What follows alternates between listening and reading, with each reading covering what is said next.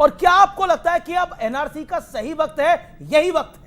बैठा हूं दिल में इतने राज छुपाए, जरा सा होठ हिले तो मेरा दिल डगमगाए। Okay okay okay. Bharatiya Janata party का दिल कहां डगमगाता है जानते हैं आप?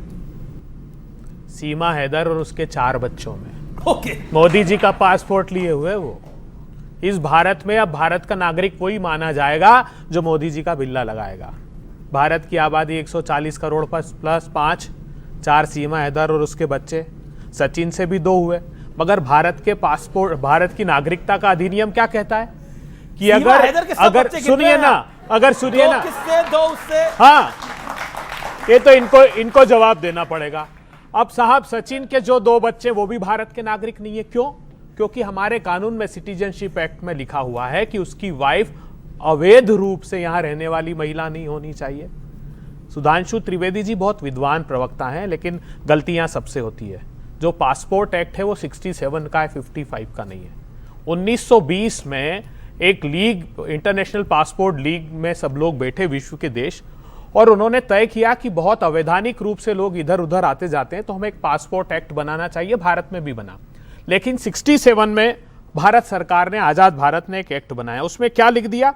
धारा 62A ये कहती है कि यदि आवेदक भारत का नागरिक नहीं है तो पासपोर्ट प्राधिकरण पासपोर्ट जारी करने से इनकार करेगा। मतलब अगर भारत का नागरिक नहीं है, जो कह रहे थे ना, अलग अलग कैटेगरी के पासपोर्ट हैं, लेकिन इंडियन नेशनल के लिए पासपोर्ट, 1 मिनट सुनिए, आखिरी बात कहने दीजिए, 20 सेकंड। अभी भारत की सरकार और चुनाव आयोग ने क्या एफिडेविट दिया सुप्रीम कोर्ट में जानते हैं? उन्होंने कहा कि साहब हमने ये आर्गुमेंट दिया कि क्यों आप आधार को वैलिड डॉक्यूमेंट नहीं मानते। उन्होंने कहा नहीं, आधार नागरिकता का आधार नहीं है, और हम ये 11 दस्तावेज हैं जिसपे नागरिकता जांच रहे हैं। उस 11 दस्तावेज में उन्होंने पहले स्थान पर रखा कि भारत के नागरिकों का पासपोर्ट। मतलब एसआईआर में एफिडेविट दोगे तो कहोगे कि पासपोर्ट भारत की नागरिकता का प्रमाण है, वहां पर आप ये कहोगे, एक्ट में लिख दोगे कि भारत का नागरिक को ही आप पासपोर्ट मिलेगा। आखिरी बात कहने दीजिए, बहुत महत्वपूर्ण खुलासा करने वाला हूं। ये देखिए, citizenship amendment act, Amit Shah ji का स्टेटमेंट है। उन्होंने कहा साहब ये आसपास के देशों में बहुत रिलीजियसली परसिक्यूटेड लोग हैं, धर्म के आधार पर प्रताड़ना हो रही है, इनको नागरिकता देने का सवाल है। ये प्रेस नोट दिया। जब एक्ट लाए 2019 में, सिटीजनशिप अमेंडमेंट एक्ट पास हुआ, उसके रूल्स कब बनाए? 2024 में। और क्या किया? षड्यंत्र पूर्वक उसमें से रिलीजियसली परसिक्यूटेड शब्द हटा दिया।